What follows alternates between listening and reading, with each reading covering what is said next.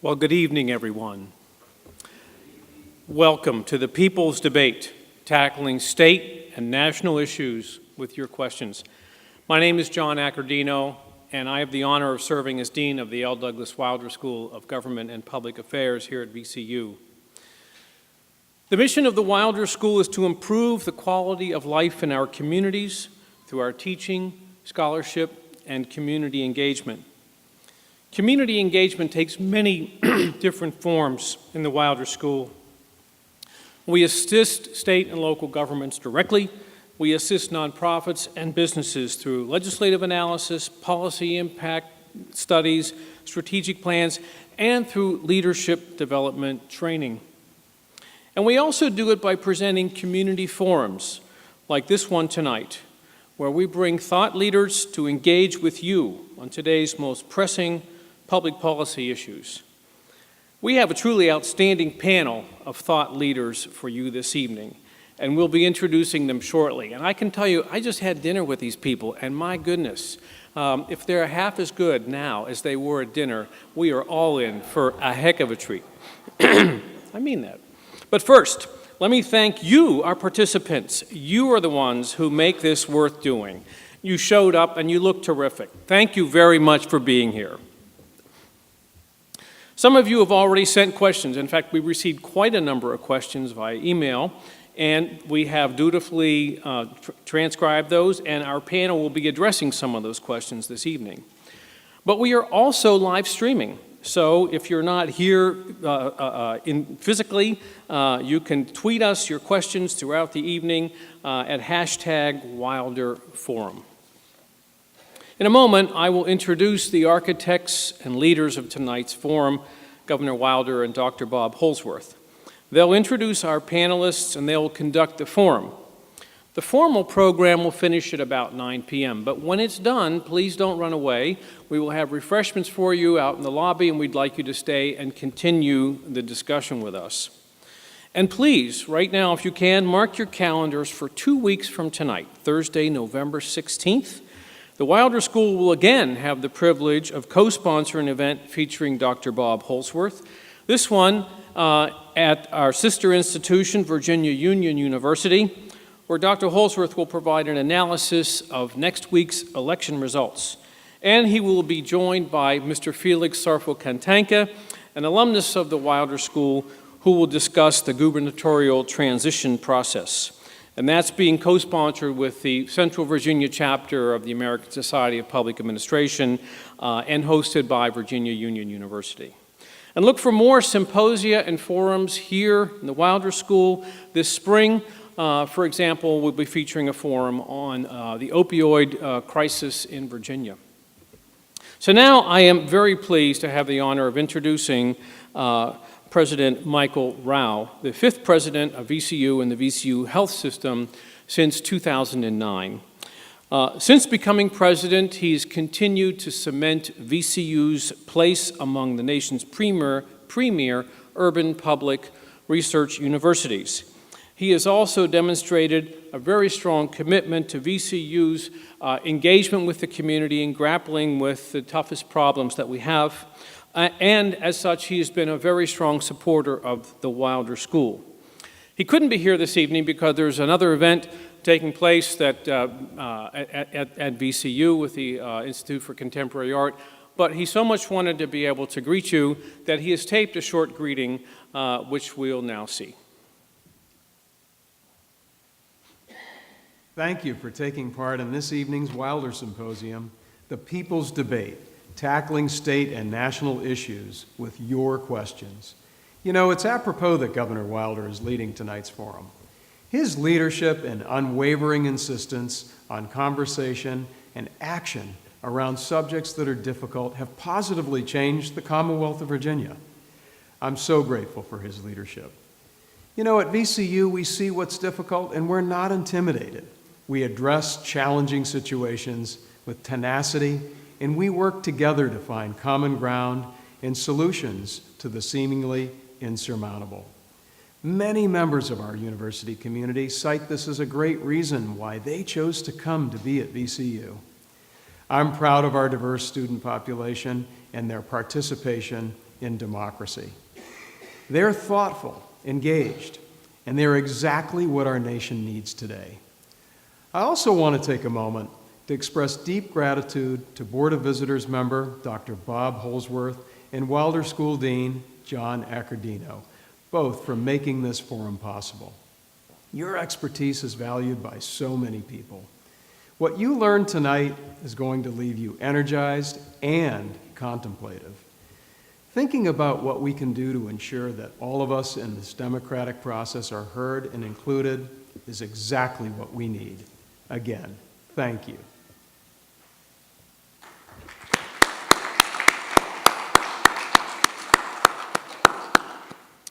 Thank you, President Rao. And now it is my honor and pleasure to introduce the architects and the leaders of tonight's forum and of the entire Wilder Symposium series that we've been running for the last several years.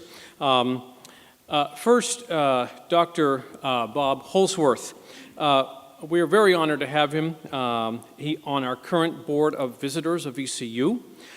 He holds a Ph.D. from the University of North Carolina at Chapel Hill, and he is currently managing principal and founding director of Decide Smart, a firm that provides strategic advice, research, and civic engagement services to public sector organizations, nonprofits, and private sector companies with public policy and governmental interests. But you all may know him as the astute political analyst of state, local, and national politics. Whether you read his comments in print media, digital media, or hear them on TV, we're fortunate that we've had him and continue to have his insights in the political process. In the Wilder School, we also know him as the founding director of the Wilder School, someone whose vision was able to craft the school and continues to advise us in many ways. And it's always an honor to have Governor L. Douglas Wilder with us, the architect of tonight's presentation as well. As you may know, he served as the 66th governor of the Commonwealth of Virginia from 1990 to 1994. The first elected African-American governor in the United States. As governor, he was commended for his sound fiscal management and balancing the state budget during a recession. And Financial World magazine ranked Virginia as the best managed state in the United States for 2 consecutive years under his administration. All of which goes to show that regardless of the economic circumstances, one can still choose to do the right thing, to stand up for fairness, social equity, and good government. And it is that example that inspires us every day in the work of the Wilder School. So now please join me in welcoming Dr. Holsworth and Governor Wilder.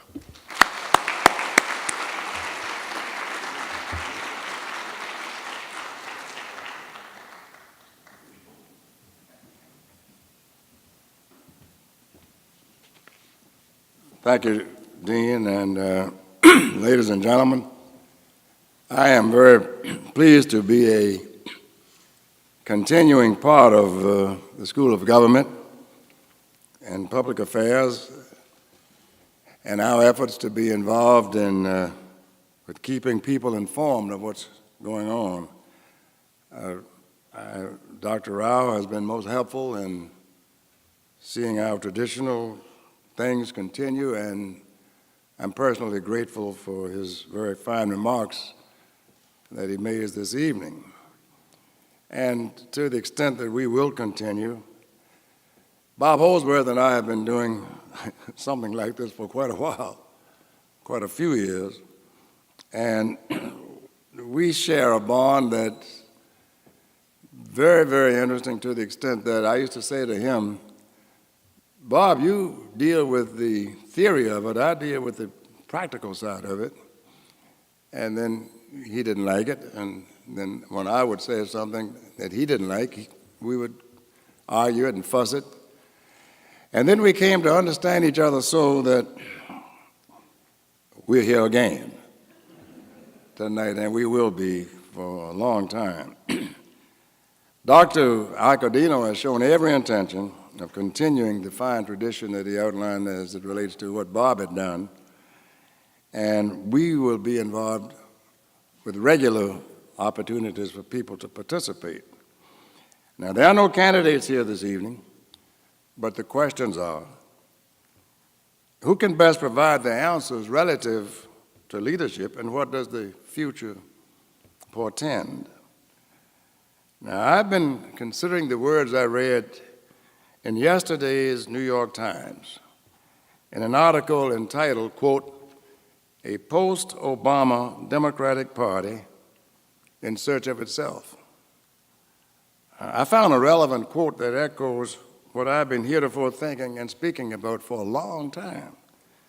For example, when I speak in the classes here at VCU, I talk about Theodore White's book, America in Search of Itself, and indicated that we are again at that point in our nation's journey.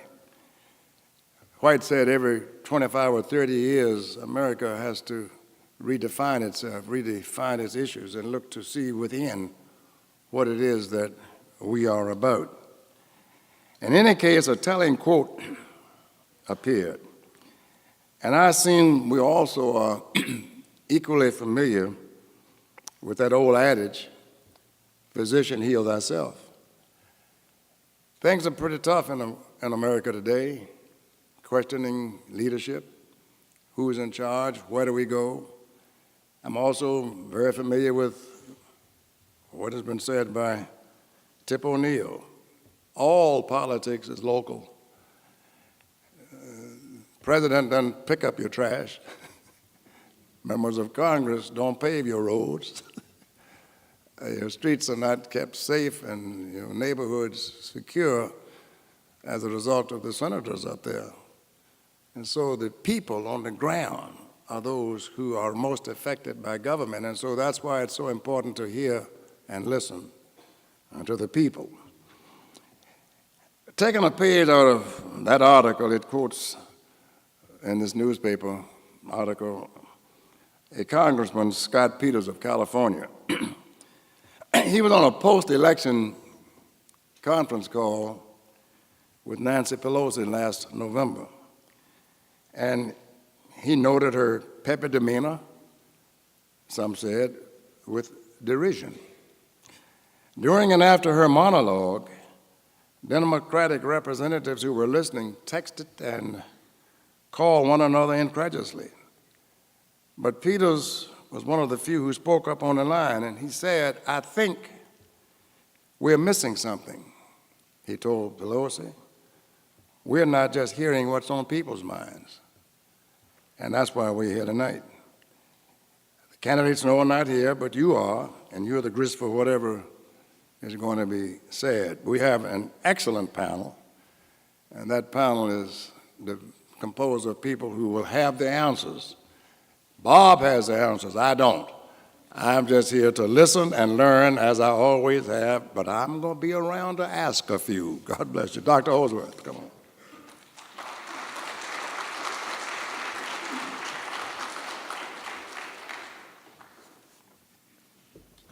It's great to be here this evening. It's great to see everyone out here.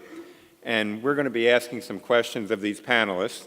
And then we have some questions that have been sent in, but we also want to have questions that come from the audience this evening as well about what's going on in politics. And we have a great panel, really diverse, interesting people from different parts of the state and different backgrounds. Cordel Faulk is from Charlottesville right now. He's at UVA Law School. Prior to that, however, he'd been editorial writer for the Richmond Times-Dispatch and is one of the most thoughtful commentators that we've known for years on Virginia and national politics. We have Professor Kristine Artello from the Wilder School here. She is a professor with a specialty in criminal justice, and I'm going to have a couple of questions about what's happening in this campaign on gangs and criminal justice for Dr. Artello. Thirdly, we have Lee Vogler. He's a graduate of the Wilder School, a political science graduate of VCU, who was the youngest person ever elected to the Danville City Council. He's a student of Governor Wilder, a student in some of my classes. I won't tell you about the grades he got, no. he got high grades, actually. But we're really happy that Lee came tonight as a sort of a young person who's really gotten inspired by being a student of Governor Wilder and has taken that into the political arena. Finally, we have Professor Rachel Bitecofer from CNU. She has her Ph.D. from the University of Georgia. She's been in Virginia for about 3 years, a little less than 3 years, I think, and has become a very prominent commentator on Virginia politics. And beyond that, has just written a very interesting book about why Hillary Clinton lost the 2016 election. And I would tell you that from my perspective, I'd read her book before I'd read Ms. Clinton's book on what happened. I think it's more accurate. So what I'm going to do is I'm going to just start off with a question for each of you, but I'll start off with Cordel, and other people can respond.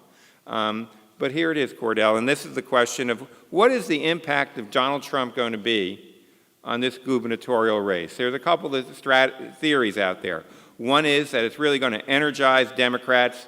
People who might not be enthusiastic about Ralph Northam are going to come out to vote just so they can vote against Donald Trump. And then there's a sort of a fatigue theory that says that Democrats and others have gotten fatigued about thinking about Trump, and instead of coming out and voting against him, they may just not participate. What's the Trump effect going to be next Tuesday? I think from a 30,000-foot view, if Hillary Clinton had been elected president, this election would be, 5 to 10 points for the Republican candidate. So Trump has had that effect in that it's really kind of shifted to, it's probably a northern kind of atmosphere to win the election. So Trump has had that sort of effect. But so in Northern Virginia, there probably will be a segment of voters who come out because they are trying to send a message that they are unhappy with the president. Downstate, I don't know that effect will continue the same, and I wonder if Democrats have done enough to reach out to minority voters to build on what may be happening in Northern Virginia, in that there are going to be voters who are coming out. So you say the negative Trump effect is going to be perhaps I think mostly in specific in Northern Virginia. And I don't know that the Democrats are doing enough to build on that downstate or with minority voters. Yeah. Lee Vogler, you live in Trump country, or nearby anyway. I do. Well, my city is a blue dot in a red sea, but it's but by and large, the region that I'm from is very Republican, and I will say that in terms of the Trump effect in my part of the state, I'm hearing and seeing folks who normally don't vote in governor's races who are coming out to vote now for Ed Gillespie because of the kind of attempt to attach Trump to Ed, and it's kind of this we're going to stand up for Ed now, but I don't think it would have happened necessarily if the campaign hadn't been as much about Trump. But to Cordel's point, I think I haven't seen a whole lot of this anti-Trump fervor amongst even Democrats down there. I mean, Danville's a Democrat city. It voted for Obama heavily, and I'm not seeing people very fired up to go vote for Ralph Northam the way that I did 4 years ago with McAuliffe.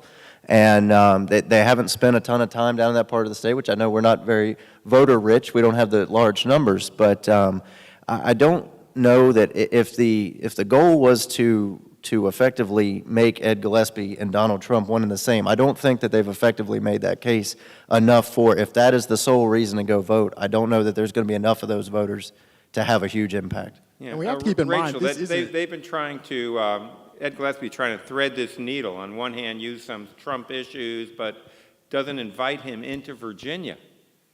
He's been conspicuously absent with the exception of a few tweets. What do you say about that? Yeah, so I would first speak to the original question about a Trump effect. As the academic pollster on the panel, the Wasson Center runs a series of tracking surveys on this gubernatorial cycle. And in that data, we have seen a persistent advantage structurally for the Democratic ticket across the board on the statewide races. Given the history of the state and its preference to send a message to the White House. Being the transplant to Virginia, I have the advantage of I've been observing Virginia politics for years as an outsider, because you might not know this, but across the country, the whole political world has always watched the Virginia gubernatorial election, and it is always seen as a referendum, and only once has it ever went with a candidate the same party as the president, and that was with Barack Obama in 2012 when they elected Terry McAuliffe. Other than that, you've got maybe like a 30 or 40-year history of going with the opposition party. So you had 60% of the ballots cast in the primary coming from Democrats. The primary turnout was 17%, and Democrats made up about 10 of that. So structurally, we are seeing some evidence that there is a Trump effect.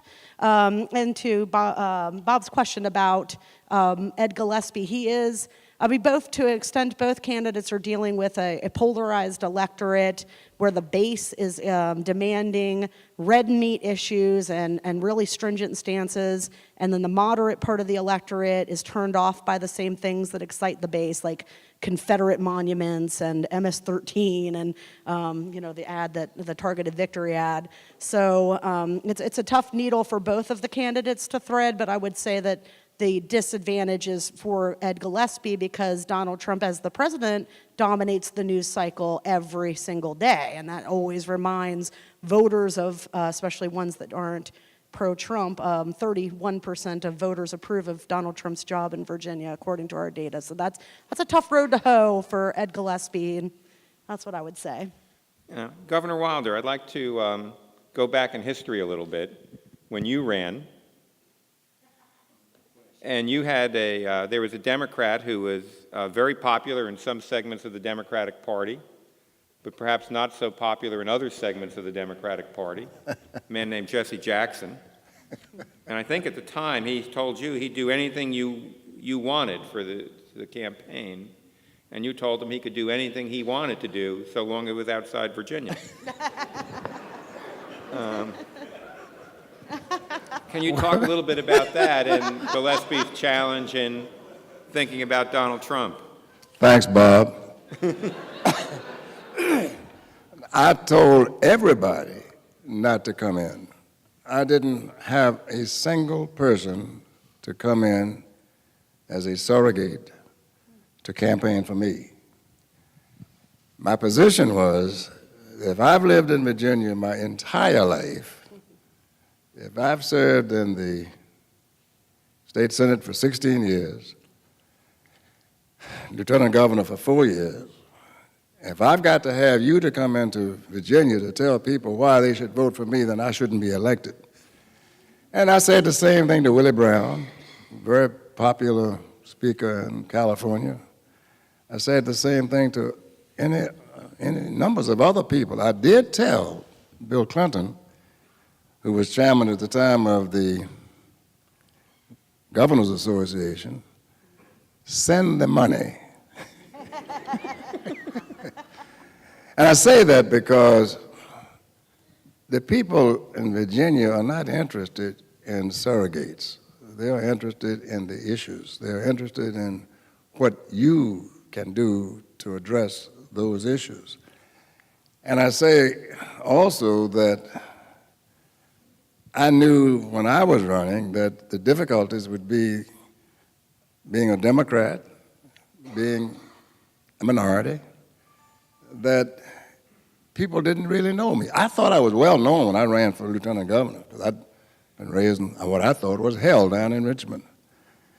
Even in Roanoke, people didn't know who I was. So the answer to your question is I think the people are very much interested in hearing what the candidates have to say and not others. And so in that regard, I kept them out. Okay. Let's go on to a second question with Christy Artello here. One of the really surprise issues in this campaign that has emerged in the television advertising of Ed Gillespie kind of started off as a conventional Republican talking about tax cuts and jump-starting a sluggish economy. And all of a sudden we look at the television and it's about MS-13, gangs, illegal immigration. What's your sense of why has that become such a big issue? And why does Ed Gillespie think that that issue is going to actually work for him in Northern Virginia, where he has these ads on, in the suburbs of Northern Virginia, Fairfax County, Loudoun, and Prince William? He thinks there's going to be a lot of appeal in talking about gangs, MS-13, and illegal immigration. What's your sense of that? My sense of that is he is trying to paint a very dark brush on something that is not really there, or not there to the degree that he wants to talk about. But it's because something is fear-mongering and we're going, oh, my child is going to be killed by a gang member, or he's going to get recruited into a gang member, and they're going to move in and they're going to destroy our communities. And I think that's where he's trying to go with that, is to scare mothers. Yeah. Let me ask Rachel there, but politicians are pretty rational people, aren't they? They don't run these ads for weeks upon week unless they think it's gaining some traction with some group. What's the target audience there?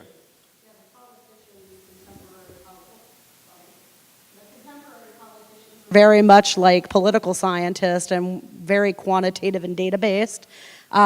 So in our data, in these 5 surveys that we've run, Mr. Gillespie has trailed Mr. Northam or Dr. Northam by about 10 to 13 points among independents. And obviously in a state like Virginia, the independent vote is crucial in determining the victor of the election. My belief was at some point 3 or 4 weeks ago, it was determined that they had failed to make inroads amongst those voters, and instead decided to kind of go with a fear technique. And those ads are really a twofer because you can get the soccer moms concerned about an issue that maybe wasn't, we call that priming, an issue that wasn't on their radar necessarily, but also because base Republicans, the ones that almost handed the Republican nomination to Corey Stewart, are very motivated on the issue of immigration, and that was Donald Trump got that in the 2016 election very well. So I think the Gillespie campaign is hoping that they can all drive up turnout a little bit with those base Republicans and try to catch up. The Democrats have a demographic advantage in the state now. Is that working in Danville, Lee? I think when you look at it, and maybe this poll aside, but in the polls as a whole, in the last 3 to 4 weeks, the race has been tightening. And I think you can kind of trace that back to when Ed started making this an issue. It's clearly resonating with some people out there, and I think it was the Washington Post. They did a fact check. They said that Ed had overstated the numbers, but I think did verify there are more MS-13 gang members in Northern Virginia than there are police officers. And so that there is a real growing concern there with that issue. And at the same time, it must be clicking with the Northam campaign, because in the last couple of days, he has gone back and forth on the issue of sanctuary cities. He said when he was lieutenant governor, obviously he voted against the bill that would ban them, and then today or yesterday came out and said he would sign that bill as governor, and I think then came back out a few hours later and said that he wouldn't. So I think both campaigns are obviously seeing something with that it is clicking with enough people to where it has become an issue. So I think certainly down in our part of the state, it resonates more so in rural areas. But I think even in Northern Virginia, the soccer mom or whoever, that's where they're spending most of the money on the ads, is yeah, Northern Virginia. And I think it would be effective. And if I'm not mistaken, Gillespie has been endorsed by a majority of the sheriffs in Virginia, so they're trying to tie up public safety, and he is the guy to trust on public safety. Whether it's effective or not, I guess we'll find out on Tuesday, but I think they've seen enough in it to keep doing it. Yeah, I mean, some prominent Republicans, Cordell, have called Ed Gillespie, said it's been despicable that he's done this. It's not the Ed Gillespie they know. Is it working?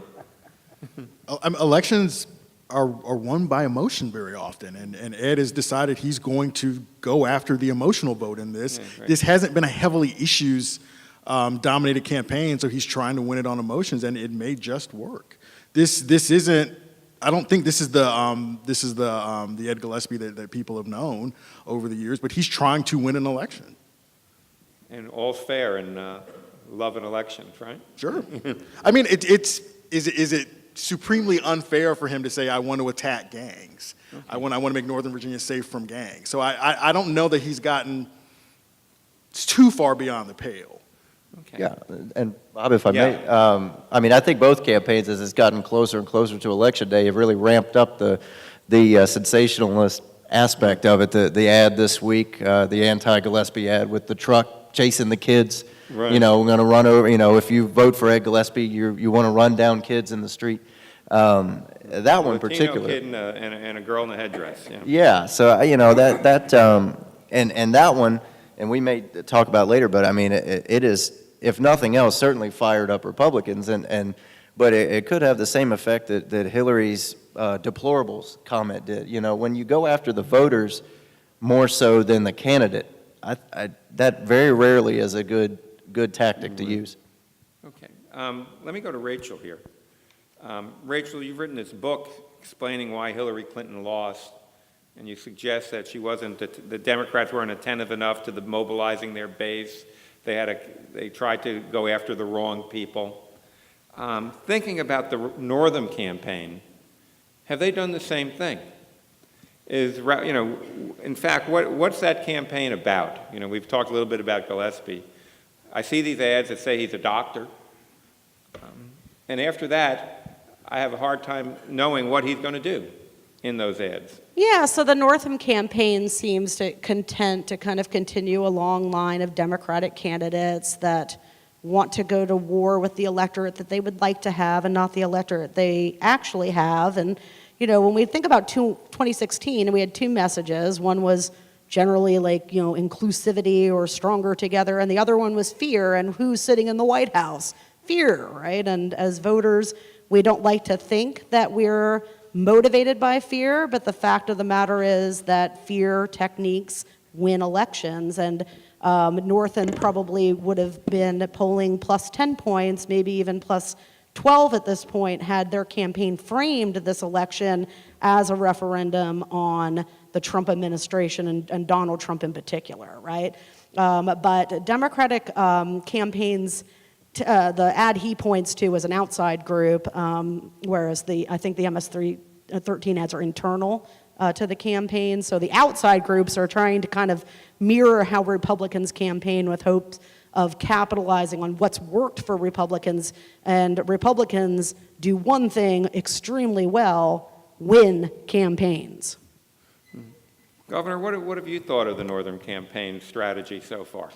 I thought your question to Rachel was, what is happening in this campaign differing from what Hillary's campaign was?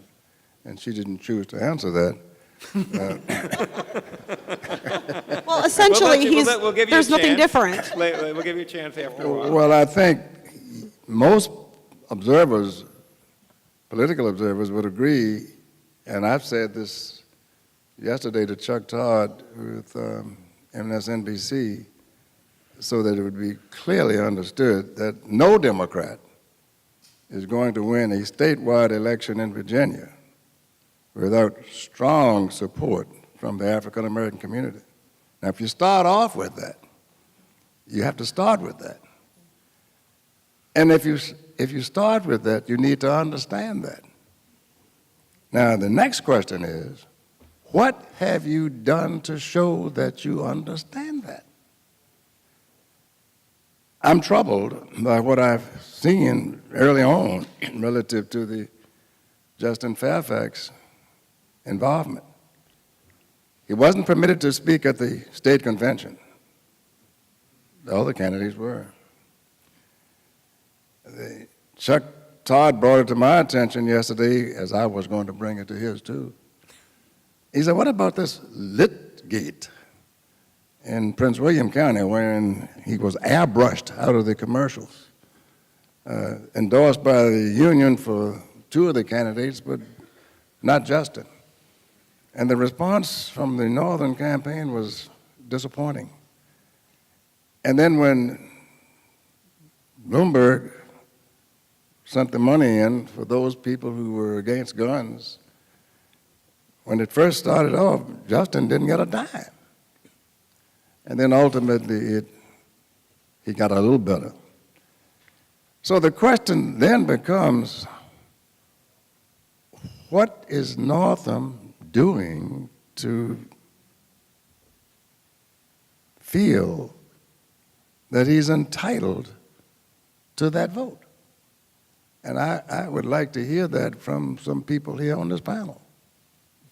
Cordel. And you said Rachel would have a chance to answer. She can answer it now. Well, that was a pretty strong indictment, Cordel, of Northam. What do you think about it? I think it's pretty fair. When you look at how Justin Fairfax has been treated, it's part of a decades-long trend. On that note, Chuck Todd said to me, Doug, I thought we had finished with this 30 years ago. No, because you have to remember how in 2001 the ticket held McEachin away. You know, they kept them at arm's length because they didn't want to be seen too closely tied with him.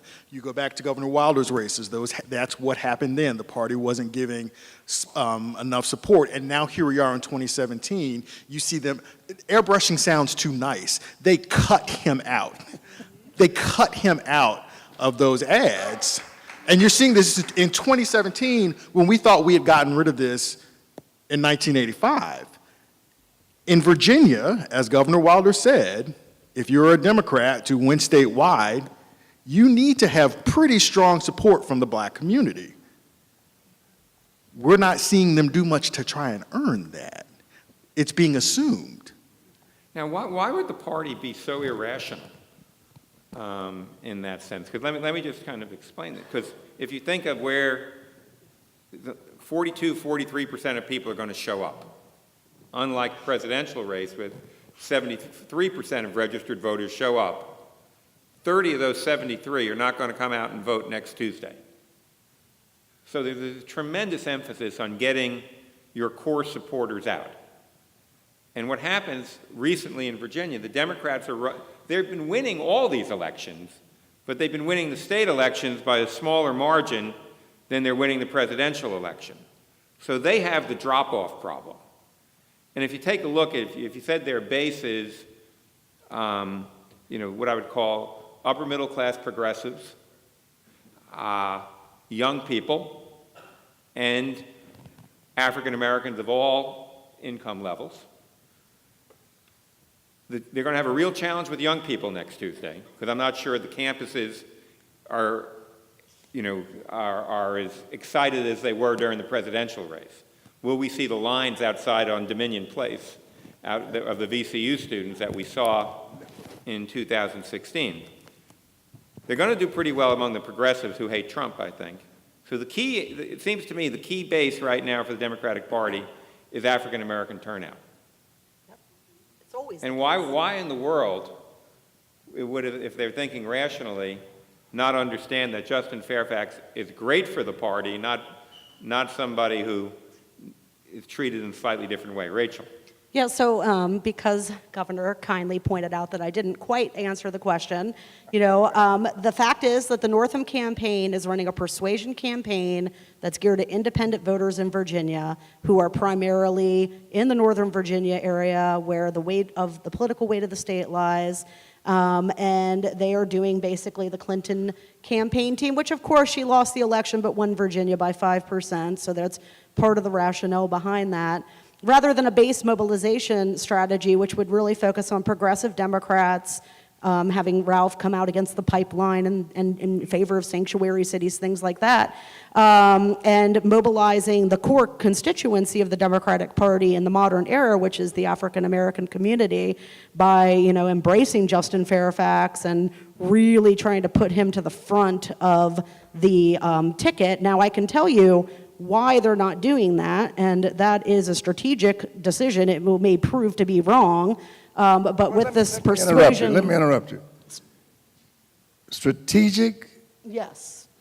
To deny him because of what? No, I'm not saying that strategically they denied him a speaking role, but I'm telling you that... No, you didn't say that. The strategic consideration with a persuasion campaign is to talk to independent voters, okay? African American voters are not independent, they're Democratic voters primarily.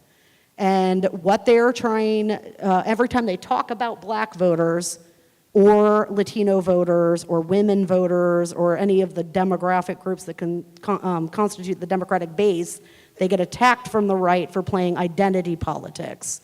So they're bearish on embracing what makes the Democratic coalition the Obama So you're coalition. saying this is intentional? What I'm saying is, when you're trying to mobilize the base, you do one thing, and when you're trying to win over independents, you do another thing. Oh, so they'll do different things Yes. because you're talking to different people. That's exactly right. You're not here. You're talking to one group of people, that's Virginians. And to the extent you want their vote, you should appeal to their vote. And for you to say that you feel that this is what the Northern campaign is doing is an indictment. Yeah, no, I mean, it's, to be fair to Ed Gillespie, who has to run MS-13 ads that are completely out of his own character. He's a centrist. Ralph is a centrist. They're both moderate. You're straying away. We are talking about what we talked about as Northam, not Ed Gillespie. What I'm saying is, in states across the nation, We're both talking about parties- Virginia. Stay here. Both parties are playing, are making strategic calculations as to who's going to vote for them. Well, I'm certainly glad to hear all of this. I certainly have. It Everything's makes it strategic easy. in politics. Okay, let me add another dimension to this. Shocking. And this is for Lee Vogler. You live in a place where the Confederate flag's been a big issue over time. So a few months ago, we had this incredible assault on Charlottesville by the white nationalists and white supremacists. And in the wake of that, this whole issue of the Confederate monuments became a big issue. And at the outset, Ralph Northam said, he thought it should be taken down. And now Ed Gillespie is running ads on this because he believes that public opinion polls are showing that most Virginians don't believe they should be taken down. And in fact, the ads are interesting because they don't say Confederate monuments, they call them our statues there. That, should they take down our statues? And so the our is a particular group that they're speaking to. How is that playing in your mind? A couple points to it. I think obviously, let me preface what I'm about to say by this. Danville's the last capital of the Confederacy. We voted to take the Confederate flag down from city property 2 years ago. I was one of the 7 who voted to do that. And so it's an important issue. It's something, obviously, when I had to run for re-election last year, it came up quite a bit. It was used against me, but it didn't work. I'm still here. But the statues, I think, a lot of Virginians look at differently, and maybe for a number of different reasons. That flag has a very distinct connotation to it. A statue is maybe a little bit more benign.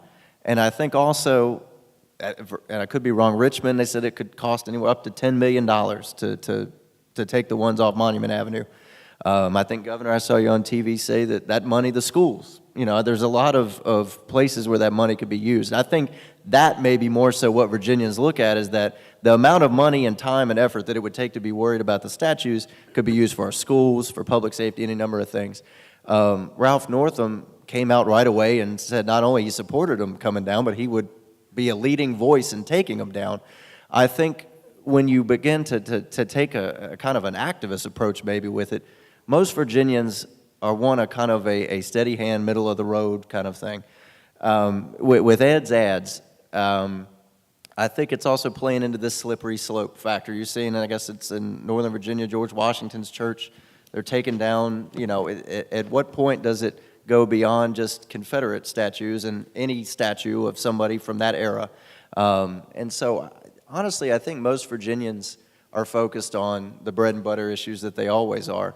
But to the extent that there are people in rural Virginia who feel like that the Democrats or Ralph Northam or whoever is focused almost extensively on taking these statues down, it has motivated them to now come out and vote where they probably maybe not would have. I don't know that they were extremely excited about Ed Gillespie 6 months ago, but now they are. They're showing up and they're putting signs up, and so I don't know. Rural Virginia doesn't have the numbers, obviously, that the larger places do, but if the margin gets extremely large, lopsided in favor of Ed Gillespie, that could be the tipping point in the election.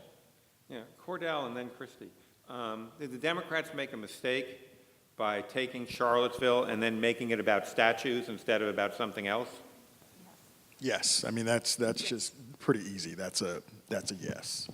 Yeah. Cordel is in Charlottesville at the University of Virginia, handling the admissions for law school students, so he knows a little bit about Charlottesville. I live about a mile from those statues, and in between those statues and my house is a school. And if they have money to move those statues, I would rather see them use that money in those schools that serve minority populations. And I think black How voters. much money does it really take to move a statue? I mean, it's $10 million. These are so there are two very large statues in Charlottesville. It's going to take at least several $100,000. No, you haven't factored in several things. You could just blow them up if you want to do that. All right, now, if you're talking about moving them, you have to preserve them, and then if you preserve them, you've got to find a place for them. Now, can you imagine how many people on a horse you could put in this room? On a statutory horse, stature, they're huge, so nobody can tell you the amount of money it would take. First of all, you got to find some place to put them. Where are you going to put them? Oh, let's build some place for them. What about building a school? Can I just add to the Confederate issue that it's a shame that happened, that the attention got turned to statues, though it was an artful turn to the topic of statues by the White House that made it about the statues. Initially, the conversation was centered around as what it should be, which is the fact that in 2017 America, in a digital period where everything that you do, including sitting up upon a stage at a people's forum, will be archived and exposed to the world, that these young men, many of them look like any kid you would see in my college campus, felt so emboldened to walk around as white nationalists and yelling, "Jews will not replace us," and be filmed on television and photographed to do that. To me, it is a shame that we're talking about these monuments in the sense that we are losing the fact that that is something that would have been unheard of in America 10 years ago and a product of the degradation of our political system. So, Yeah, Governor, if you were running for governor and the Charlottesville assault occurred, how would you have responded? If I were the governor or If running you for were governor? running for governor. Well, the first thing I would want to know is, what did the officials do? I would like to know, was the governor aware of what may have taken place? Were the local officials aware of what may take place? Were the first responders going to be made aware?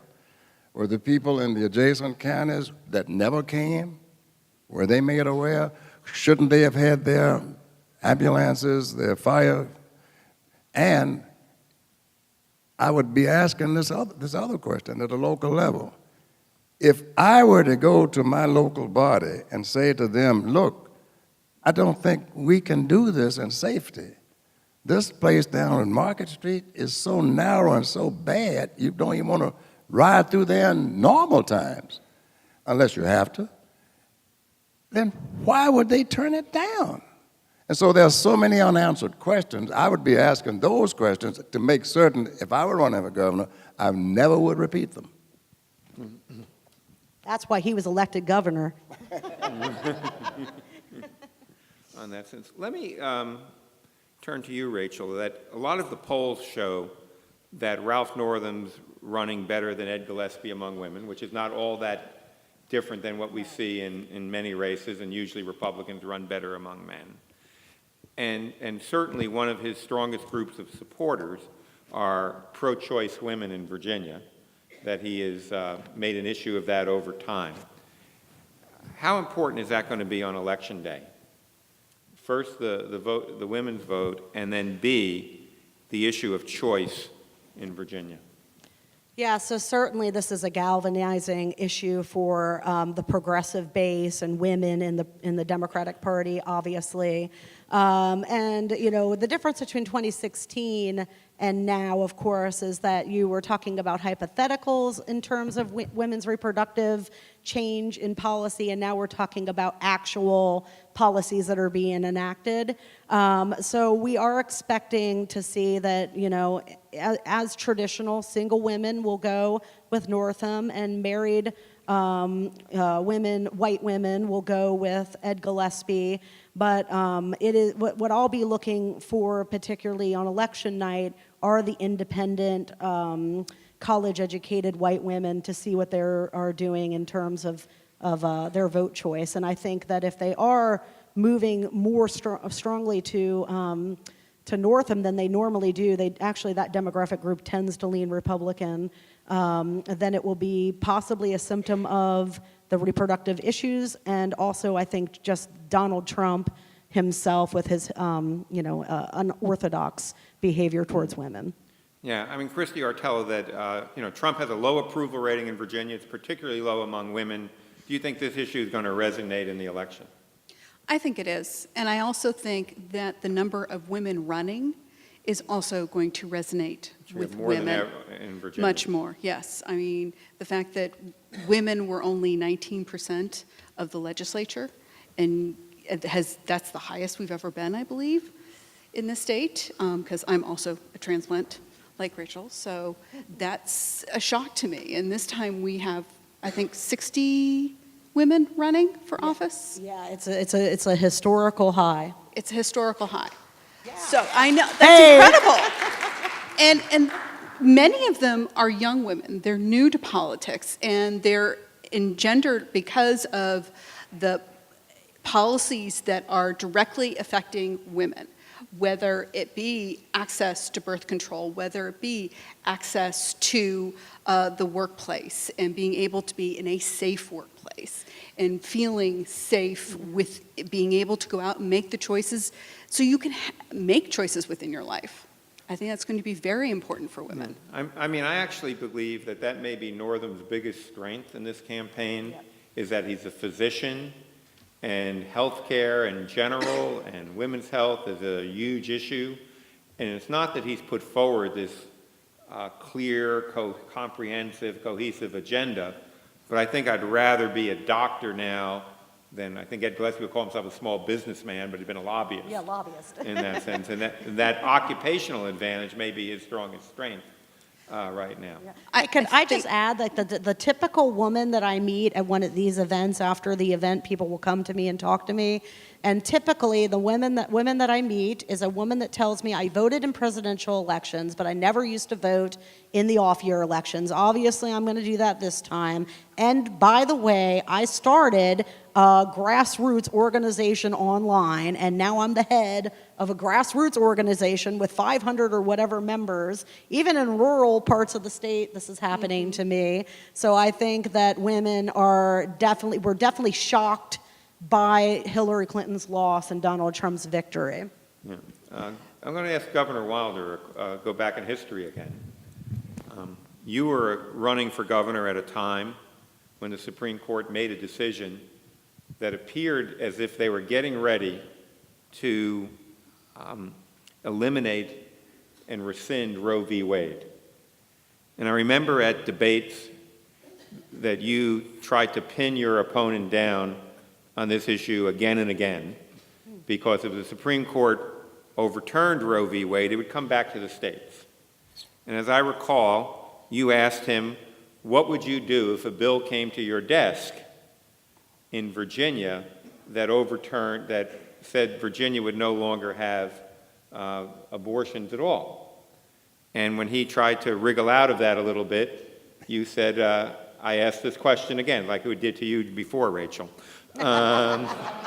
He said to him, what would you do? And he wriggled out of it again. And then finally, he said, if the bill floated down on your desk from the heavens, what would you do? But you tried to really make that an issue.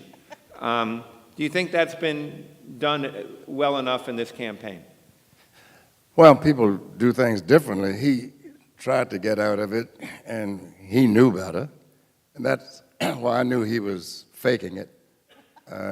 You didn't think he was really pro-life? I put it to him in a different way. The question I put to him, if you recall, I said, when he would never answer me, I said, if this hulking brute of a man broke out of a confinement in penitentiary or wherever he was, maybe for the insane, and just came upon some young woman that he took advantage of, raped, and did everything else possible to her, would you think that that young woman should be forced to carry that child or whatever would be the result of his involvement with her for the rest of her life?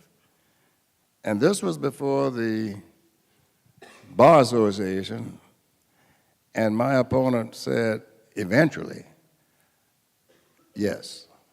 And the women in the audience went crazy. He lost the debate right then. And so I think in this instance, it's not a question as to whether Roe v. Wade will be overturned. You and I know that. But the variations on the theme change from time to time. So the real question is, have you narrowed it down to the extent of making the appeal to the women of Virginia as to recognizing that it is still their body, it is still their lives? Do you respect their right to make these determinations? I don't think it has gotten as far as that in this instance. Well, what I'd like to do now is to start opening up questions for others in the audience, and then we have some questions here when you're finished. But if you would like to ask a question, what we'd like you to do is just raise your hand, stand up, and make a question and not a statement, if we can ask you that. There. So who wants to stand up, right, all the way in the back? That's awesome. You're second. Montague, you're second. All the way in the back, you're first. Yeah, come on right up. Yeah, you know, we actually have, if you want to line up, line up. Yeah, line up, yeah, that'll do it. Yeah.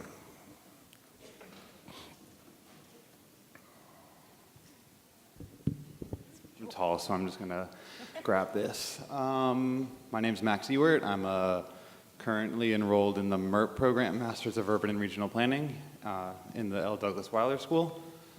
And my question is in regards to the recent article that came out in Politico this morning. Donna Brazile kind of revealed that a lot of the funds for local elections were siphoned for the Hillary campaign. How much of an effect do you think that had on Northam's strategy? Do you think that that is why he focused it on the Northern Virginia area? I'm going to ask Rachel to take the first crack. Yeah, I mean, so to some extent, the national ticket is going to take precedence over the state and local races if you're tight on money. I think that that didn't really affect Northam so much. He's the only game in town right now. New Jersey and Virginia are the only two states that hold statewide office elections in these off years.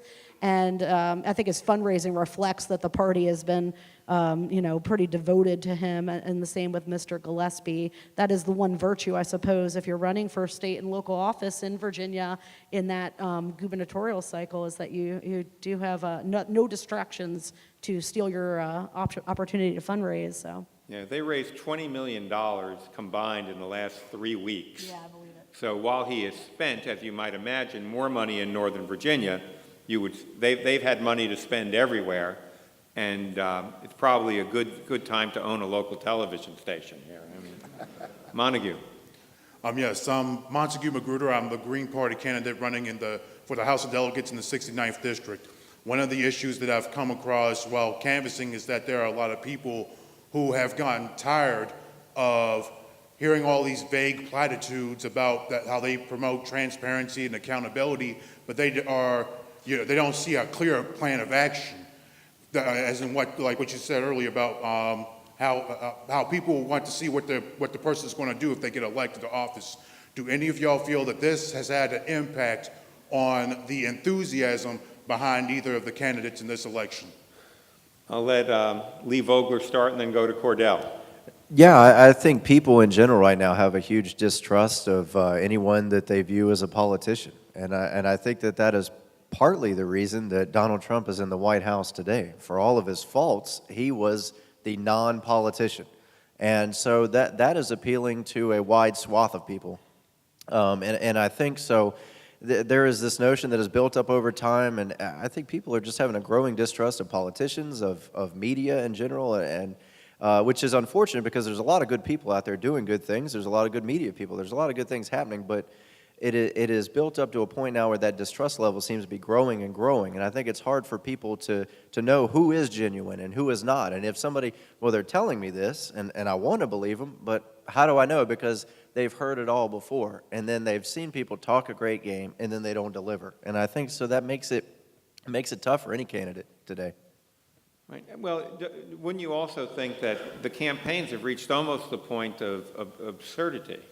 That if you look at these commercials, for whatever they're worth, one person's going to bring in MS-13, the other person is going to be, inviting the white supremacists in to, knock out people. And it's hard to believe, if you know either of these people, they're pretty plain vanilla. They are plain Yeah, vanilla. no, they are. No And sprinkles. I've known Ed Gillespie now for 8 years, and I've had a chance to meet with Ralph Northam several times, and they're great guys. And I think if you go to Ed Gillespie had a town hall in Danville, and he was trying to talk about tax, trying to talk about all these other things. And as soon as the floor opened up to questions, what do you feel about illegal immigration? What do you feel about our statutes? What do you feel about MS-13? I mean, those were the questions he was getting asked. And so I think it is, unfortunately, a response to the most vocal people out there. Not to say that those are the most pressing issues for people at large, but the most vocal people, those are the issues that keep coming up. Yeah, The people who participate. Cordell. And that's the problem, right? I mean, this has been a particularly issue-less campaign. About as nasty as you could see. So I think Northam looks like he's just counting on the Trump factor to win. And Gillespie tried to issue a lot of issue papers in the beginning, and he's now just turned to emotion to try and win it and tamp up his voters that way. So I mean, you have to blame that on both campaigns. They've given up trying to talk about issues, and now it's all about emotions and pointing at the president. Okay. We got one more question from this side, then we're going to go over the other. Oh, Kristine, yeah. That was a great question. Transparency in government is crucial. I study public corruption. And in this state, we had that huge corruption scandal with our last governor, not this one. And I don't think we've resolved the issue here. And I think that it's going to continue to come up. And I think that we need to find ways, because as long as the public thinks that the guy who's in the office is not there for me, but is there to rob me blind, there's going to be a lot of disinterested people going, because they're not talking about the stuff. They're not talking about the fact that the United States has one of the highest illiteracy rates among developed countries. They're not talking about the fact that in Richmond we have a high poverty rate, and the areas of concentrated poverty have been the same for 100 years. These neighborhoods haven't changed, and yet these are the problems that we see. We currently have a spike in murders in both Richmond, Chesterfield, in many places. It spikes up about every 20 years. And what's happening with this? Why is this happening?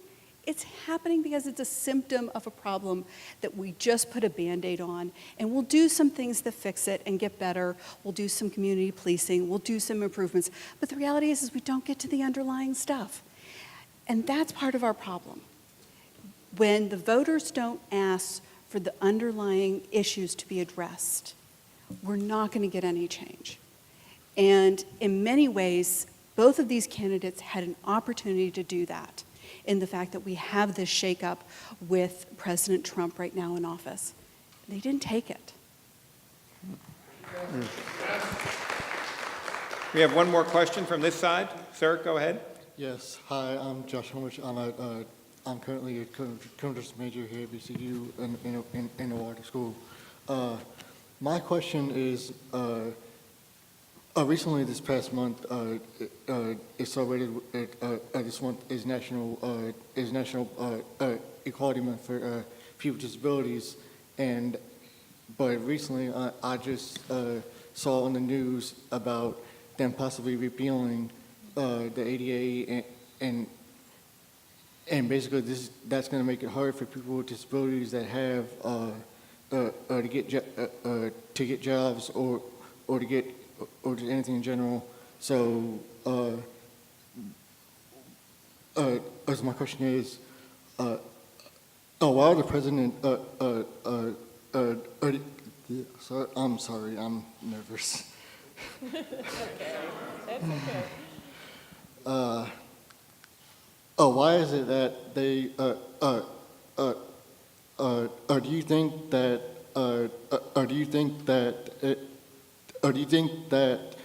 that the ADA is in danger of, of getting repealed, and if so, do you think the next president or governor is going to do anything to fix that?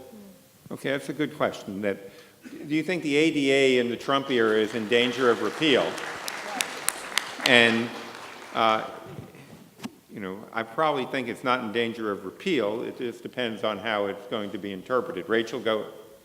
Yeah, that's certainly true. So, when you have the control of the federal government and the agencies, we see this with the EPA, obviously, but also with areas like the ADA, where it's, Title IX interpretation for sexual assault on campus is being re-envisioned. And, I think, too, also with the concerns about Obamacare and Medicaid funding, which has been slightly under fire here, at least through failed attempts in Congress, that ADA protection at the state level does take a heightened importance, and the governor's candidates are talking about this. I've heard them talk about it a little bit on the stump, but it's certainly not making it into campaign ads. But when you have federal policy kind of scaling back the the aggressiveness of federal enforcement for things like the Americans with Disabilities Act, then at that state level, it kind of becomes that, bulwark. I think we'll see that with the environment as well. Okay. Kristine? I understand Secretary DeVos is changing, I think, 72 roles in relation to children with disabilities and in the schools. So I think that this is going to become a state-by-state question, and it's going to very much be determinative for parents with children with disabilities. So it could very well happen on a role-by-role basis. You also have the Office of Civil Rights, where they're shifting their priorities, and I don't think representing the rights of individuals living with disabilities is going to be on their agenda. Yeah, I think the one optimistic response to the question is that in Congress over time, there's been large support for the ADA from both parties, members of both parties. And I'm not sure that administrative actions that might try to tinker with the enforcement will necessarily be supported across the board in Congress at all. I'm going to talk Anne-Marie. Hello, I'm Anne-Marie McCartan, a registered voter and a recently energized political activist. So here's my question. Is it my imagination? What energized you, might I add? I retired. I've got time. And other things. So is it my imagination, or have the candidates, at least in Richmond, for the 3 statewide offices, been virtually invisible?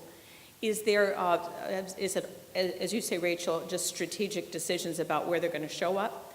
Because the kind of thing that many residents look for just to get excited and to go to the polls are yard signs and bumper stickers and debates and candidates actually showing up. And there have been exceptions, maybe one big rally, and of course commercials, but in the flesh, the politicians have seemed virtually invisible.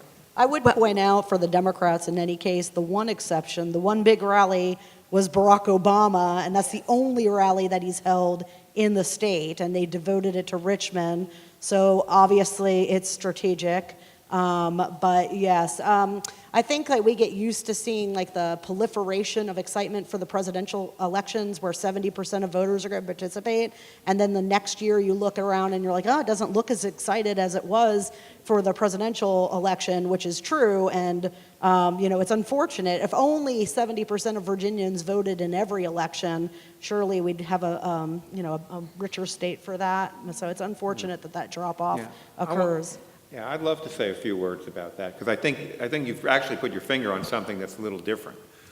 Certainly a huge contrast to last year, right, when, like it or not, the Trump campaign was a rolling rock concert there. Just all these big, huge rallies, and the Obama campaign was like that before. But I do think what we're seeing, even at the gubernatorial level, is far less person-to-person interaction, far less willingness to go to audiences that are not pre-selected there. That, in fact, the Washington Post did something about that with Gillespie. They can't even find the schedule.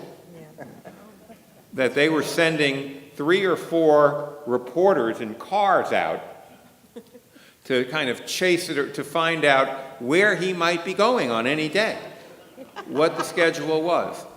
And I would say with Northam, most of the audiences as well are pre-selected. There's a sense that perhaps something unpredictable will happen.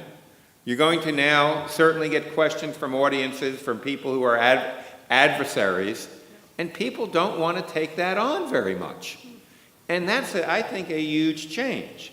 And I'll again ask Governor Wilder, in 1985, when you ran for lieutenant governor, where was the first place you went? I went to a place called Cudjoe's Cave down in Lee County. You don't go through it. You don't go around it. If you were going to that place, you had got to go to it. And it's down in Lee County. It's at the very, very tip. People thought I was crazy. They said that it's a big mistake.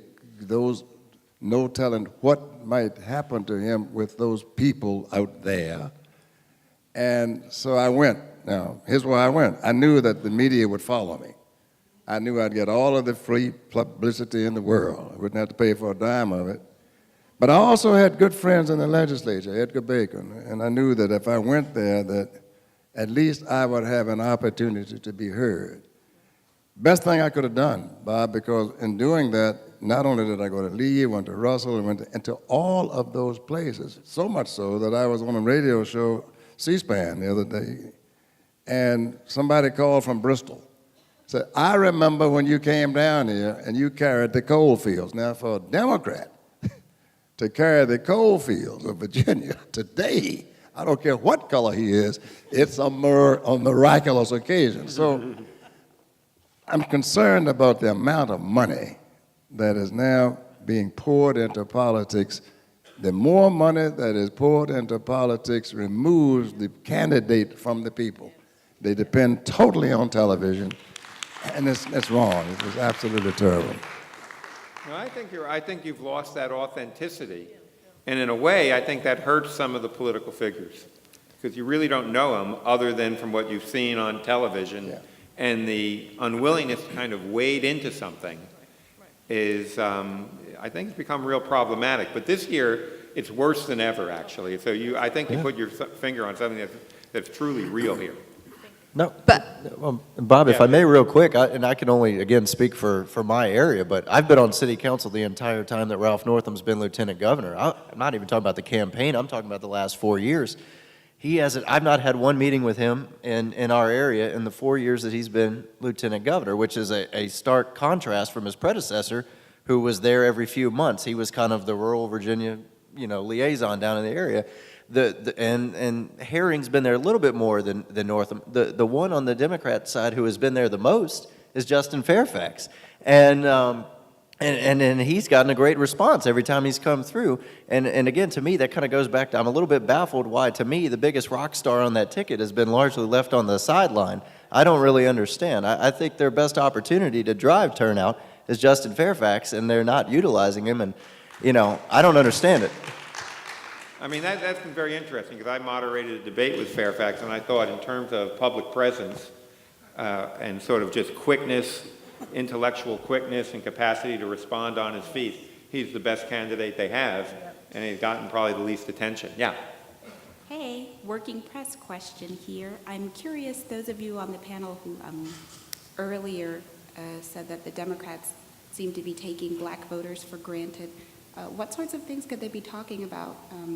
Again, everybody feel free to respond, but particularly those of you who say Democrats are taking black voters for granted, what sorts of things should they be talking about? Yeah, we hear that all the time, that black voters are being taken for granted. What does that actually mean? Well, first of all, you know how long that question has been in the air? Forever. No one's answered it. Yeah, But we will believe it. the answer, no, I'm not criticizing it. My point is, every time there have been elections in Virginia, everyone comes up with the understanding, particularly for Democrats, you can't win unless you get that vote. The question then is, what are you doing to get it?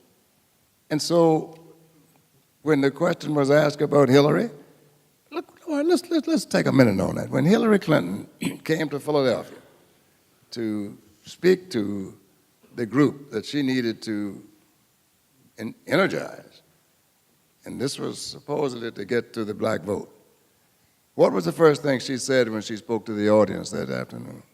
I hung out with Jay-Z last night. Who cares who you hung out with last night? What are you going to do for the people? And so when the question comes up, are you taking this vote for granted? What it really means, what issues are you speaking to that would energize that vote? And quite frankly, to the extent that Justin Fairfax was treated like he has been treated, means that, and has, when Rachel said it was calculated, that tells you it's not a matter of just taking it for granted, it's that it has to be done. And so this is why I'm saying it's been there all the time. So the real question is, what are you going to do about it? Does anyone else have an answer? I'm only asking, just when I think about the RTD that commissioned that poll from your center, Okay. Dr. Yeah. Bitecofer. No, you're right. I'm not sure if it was 55% of all black voters with the whole Richmond area, or if it was just Richmond City proper, but I think it was a little bit over 50% of black voters who said that statues were important to them, and I think it's really interesting that at the same time, everybody on the stage seems to think that statues is not a good issue to campaign on, even though black voters care about it. So if not statues, then what else? So that's the problem, right? For focus on Black Lives Matter, and you get attacked from the Republican Party that you're playing identity politics.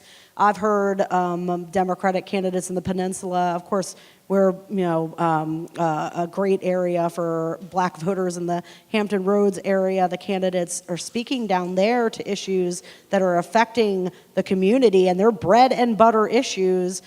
Jobs and development, economics, transportation infrastructure, schools. Unfortunately for the Hampton Roads area, we have some of the worst schools in the state down there, and criminal justice reform. So, are they running television ads on those issues? No, but are they talking about them? Are they large elements of their campaign platforms?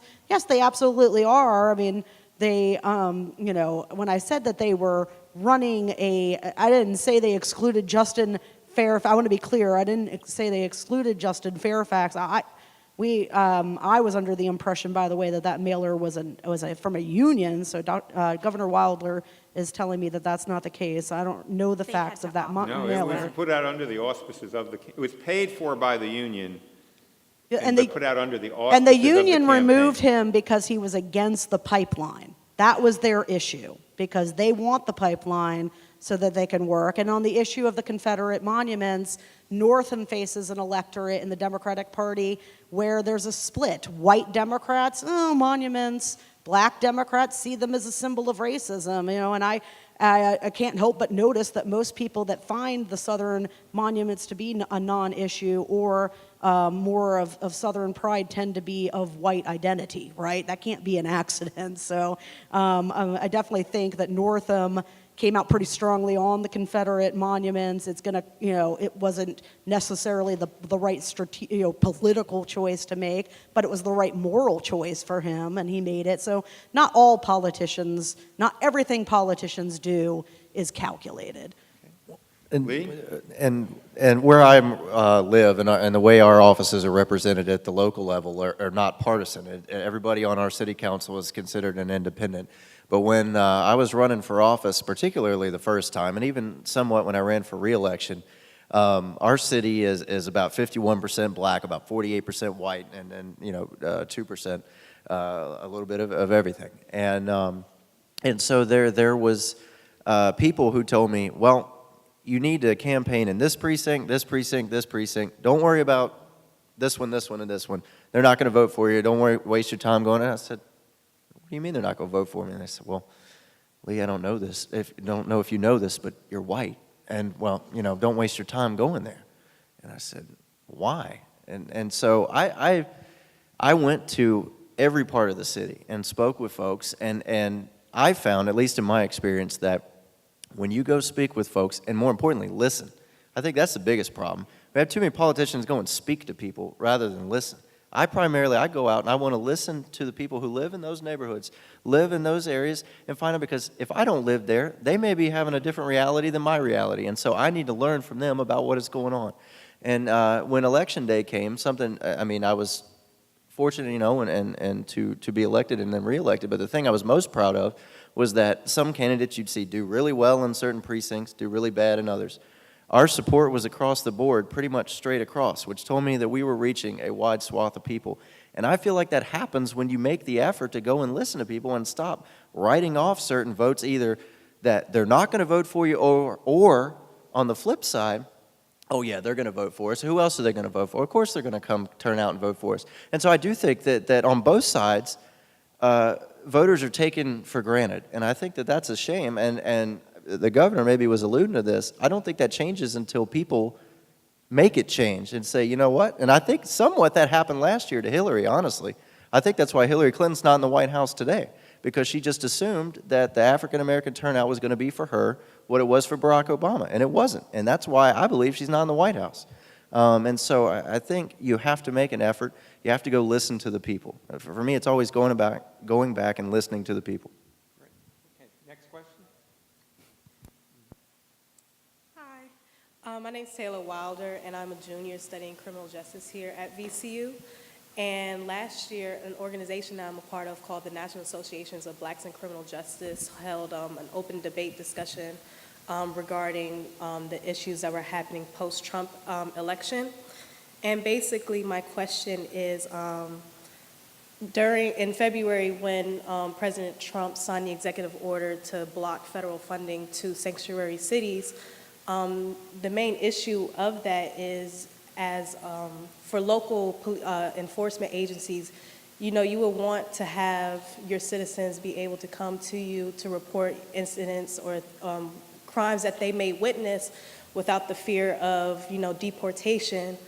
And with that being said, I'm sorry, how do you feel about these future policies possibly impacting local policing? Well, I'm going to start with Dr. Artello here. That's a major issue, especially when you are an undocumented individual in this country and are a victim of a crime. They're not able to come forward, and they live in a great deal of fear, especially women. And that is a major issue. You also then have the fact that they might witness crimes and they're not willing to come forward, and that also. The other problem that you have is you have a legal quandary that you're in, because you can't hold a person longer than is required. Yet the DOJ is asking jails to violate constitutional rights of individuals here in this country, whether once you're here on the land, you have a right to our protections. So you can't hold a person longer without charges. So they say, well, you need to hold them for ICE. Well, we can't. We're not a federal facility. That's a real complex thing. Now, there's some things they can get around that. What do you say to the argument, though, that if, how does the city simply declare that it's not going to enforce federal laws? We don't have sanctuary cities in Virginia. First of all, in case anyone doesn't know this, we don't have any here. This is something that is more on the West Coast. You have this in Los Angeles, which I lived for 6-7 years out there. And those issues are complex because not only do you have individuals who are undocumented living there, they also run businesses. They pay taxes. They participate. They employ people. Since the recession hit, immigrants and first generations are twice as likely to be entrepreneurs and... I'm still getting back to the question, though. Oh, you're still getting back to the question. About, if a city declares it's not going to enforce federal laws, what should the federal response be? Well, this is where you have dual federalism.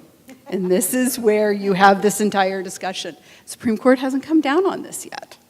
So Cordell? Cornell, you want to try this one? I mean, in Virginia, we don't have sanctuary cities, as you said, and we have a General Assembly. But I think her question wasn't just Virginia related. Well, I know, but in Virginia, if a city tried to become a sanctuary city, the General Assembly would have a few things to say about that. So it's probably not going to be a gigantic issue here in Virginia. But it does get to be problematic when you have a locality say, we're just going to ignore a federal law. I don't know that as a collective country that's something that we Well, can. right now we have 13 states and 4 of them ignoring federal law in terms of marijuana legalization and medicinal pots, probably 30 states now? I mean, that's flagrantly violating the same statutory, it's not constitutional So law. what the states have said is, this isn't going to be illegal under our laws, and the federal government can enforce as they like, but there's no federal police force that's going to come in and do that. I mean, and there is a conversation in this country going on about marijuana, and it's moving in a certain direction. And we're also going to have a conversation about these sanctuary city laws, but I just don't know that a locality looking at a federal law and saying we're not going to enforce it is something that we need to be celebrating. Yeah, I think both of these things are destined to the court probably in the next decade, if not sooner. Right. Okay, let's go to the other question over here. All right. So the panel has addressed the possible lack of enthusiasm for Northam and how he's taken certain assumptions for groups of voters that will vote for him, as seen with his inability to visit Danville recently. If we look back towards the Democratic primary, Tom Perriello, on the other hand, while he was a newer face to the political scene in Virginia, and he had ideologically wise, he was more on the left side than Northam and younger. He seemed to have this fiery passion to campaign all across Virginia. He would go and talk to Trump voters. He would visit rural areas. He didn't seem to sleep at all. Do you think that Tom Perriello would have done better, as we've seen through the course of this campaign for both Gillespie and Northam? Do you think Perriello would have been a better fit? Absolutely. Tom Perriello used to be my congressman. I think particularly if you look at the way that this campaign has been run, where I think it was alluded to earlier, I don't know what Ralph Northam has given people to vote for other than Donald Trump is lousy and Ed Gillespie is like Donald Trump. That seems to be the main theme of the campaign, which was basically what Hillary ran on last year, was just Donald Trump's terrible. She didn't give people anything to get excited about. If that was going to be the primary theme of the campaign, I feel Tom Perriello was a much better vessel for that message than Ralph Northam is. He far better articulated it, and he was able to reach people in a way. I think he would have fired voters up. Hindsight's 20/20, but I think Tom Perriello would have been a much more effective campaigner than Ralph Northam has been.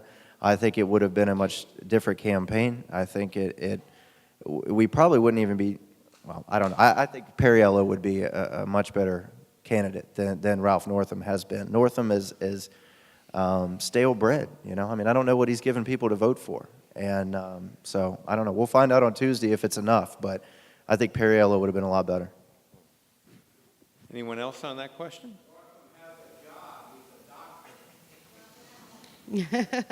Well, that's a good point. I think a few months ago when you looked at polls, healthcare was kind of high up on high up. priorities, and it was being talked about more so than I think it has down the stretch. I think Northam kind of let that issue get away from him. Well, you know, it may be just the fact that he's a doctor is going to help him on that issue. People probably think he's better than Gillespie on that issue. And my sense is that it's not an easy issue to address about what you want to do. Because what I think's happened with healthcare, and I could be wrong, is that everybody is now concerned about it. It's not just Obamacare. It's anybody out in the environment who is having trouble or seeing their deductibles go up, their prices go up, they're wondering if their family can keep coverage. It's happening, you know, all over the place right now. And I still think that's a slight advantage, but you're right that there's not a clear, coherent argument about it. I think part of the problem with Perriello, actually, as bold as he may be, he wasn't so bold about getting into this race. He got in late after Obama got defeated and he essentially lost his job. If he had gotten in that race a month or two before the election, he would have actually then made it much more difficult for people like Tim Kaine and others to just support Ralph Northam. And I think that's what helped Northam in the primary, is that he had the whole Democratic establishment behind him. If Perriello had gotten in months earlier, I think that may not have happened. So as I agree with a lot of what Lee said, I think we also have to look back and say that Perriello got in when it became expedient for him to get in as well. Yes, next question. Yes, good evening. My name is Alvin Misa. My question is this. On the federal and the state, this kind of has to do with the federal and state level as well. Over the past, I would say 9 years now, ever since President Obama got elected, we have seen an increase in a lot of white supremacist and extremist militia groups, and they pose a threat to this country. Given the events that we have going on right now, especially with what happened in Charlottesville, it seems that our government is not really paying much attention to these groups and considering them as a threat. They're basically being dismissed. However, they're focusing on civil rights groups such as Black Lives Matter being more of a terrorist threat, according to the FBI. I saw this in the news. My question is, what can we do about these white supremacist extremist militias that are rapidly forming across our country? And what can we do to combat this before they cause any civil conflict, do any more kind of terroristic acts, and cause further division in our country? I'll start with Kristine Artello. I think that you're going to need to look to your states, and I think that there's no other way of saying it. President Trump ignores domestic terrorism, which is what this is. He didn't address the Las Vegas shooting, and yet this latest act in New York City, he's right on top of. We're going to change immigration because it's immigration's fault. So I think that you're going to have to look to your states for that, because I don't see it happening at the federal level.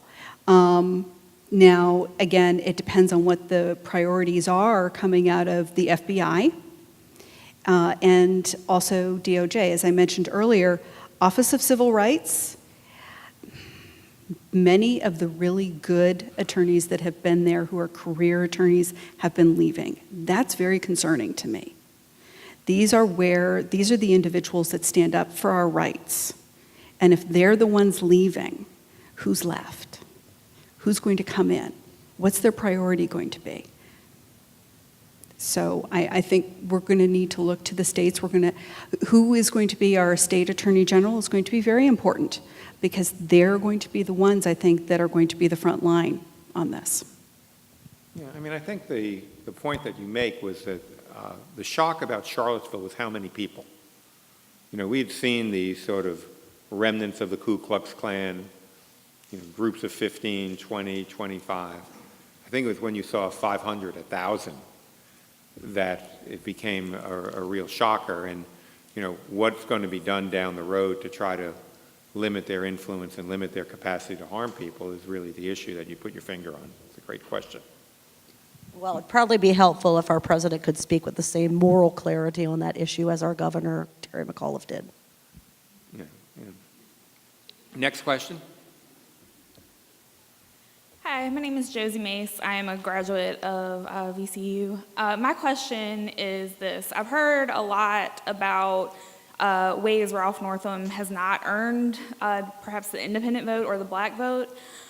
Besides fear-mongering around restoration of rights being given to sex offenders and fear-mongering around MS-13, what reasons do you feel Ed Gillespie has given to vote for him? And also, how has he distanced himself from the Trump agenda that I think we just touched on in the last question has otherwise been exclusionary, to say the least?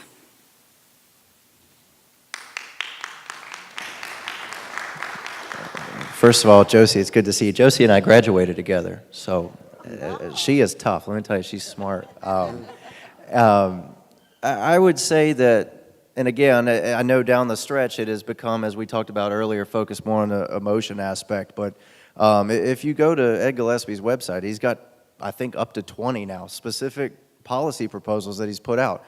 Now, folks can agree or disagree with what he's put out, but he has put out a pretty detailed, he had policy teams for every issue you could think of, taxes, health care, all these things. I think Ralph Northam, in a campaign ad a couple months ago, said that you could go to his website to see his tax plan, and if you go there, it's still not there. And so Ed has been detailed. Again, folks can agree or disagree with what the policies are, but I think he had made an effort, particularly early on, to try and have a very issues-oriented campaign. In terms of differentiating himself from Donald Trump, look at his response to Charlottesville. He came out immediately and said, this is hate, this is wrong, this is not tolerated, this is happening in Virginia, but this is not of Virginia. These are largely people who are not Virginians, and unequivocally repudiated everything that group stood for. He wasn't talking about both sides or anything like that. He single-handedly called out the group who started it. Yeah, Lee, let me press you on that a little bit, then give it to Governor Wilder. I think Governor Wilder often says that politics is money, and that money expresses your values. And if you take a look at where the campaign's been for the last month, it's really Trumpism without Trump. That it's all about the same issues that Donald Trump put forward. And so to answer that question, why would you say that, maybe when if he got elected, he'll just shunt that all aside and go back to those policy papers. But when you look at the campaign itself, which is what people are saying about Ralph Northam as well, if you look at that campaign, particularly over the last month, particularly about where it's put its money, why would you be that optimistic about Ed Gillespie? Well, I think if you look at the collective view of the man's life and career, I think you can see a very nuanced and very broad-based thing where Donald Trump, from start to finish, was about one or two issues, where I don't think that could be said about Ed. I think, again, if we're talking about the last month, it is in response to what the people who are active and most likely to vote are responding to. And so I don't know if that's as reflective on us as voters, maybe as much as it is the candidate. He wouldn't be running those ads if people weren't responding to him. And then, so I think it's unfortunate. I think in an ideal world, Ralph Northam and Ed Gillespie would both love to sit there and talk about tax policy, health care, all these things. If you put the two men in a room with nothing else, I think you would have a very substantial debate on policy and issue. Unfortunately, or fortunately, unfortunately, whatever the case may be, Virginia is the epicenter of national politics this year. Everybody's looking at it. There's all this money coming in, and as more and more money comes in, they are driving up the issues that they want to talk about and what is being led. I think both campaigns at this point are being led by forces that are somewhat outside of themselves as individuals. I don't know if that totally answered it, but I gave it my best shot. One final question, and then we're going to. Hello, my name is Rajiv Tiwari. I'm a senior in the Wilder School. I have a question about housing. So recently, Mayor Stoney came out and said that public housing in Richmond is the result of decades of institutionalized racism. Do you think that either candidate for governor would try to tackle these issues of public housing injustices in the city? And whoever wins, do you think they can make it a bipartisan issue, or do you ever foresee it becoming a bipartisan issue? I'm going to ask Governor Wilder to take that one as a former mayor. We're going to have a symposium on that. Dr. Accadino and I will be meeting with Dr. Rao to speak to some of those issues, ultimately to have, in the spring, a symposium going directly to it. The real issue is not whether public housing is what has been described, but how did it start?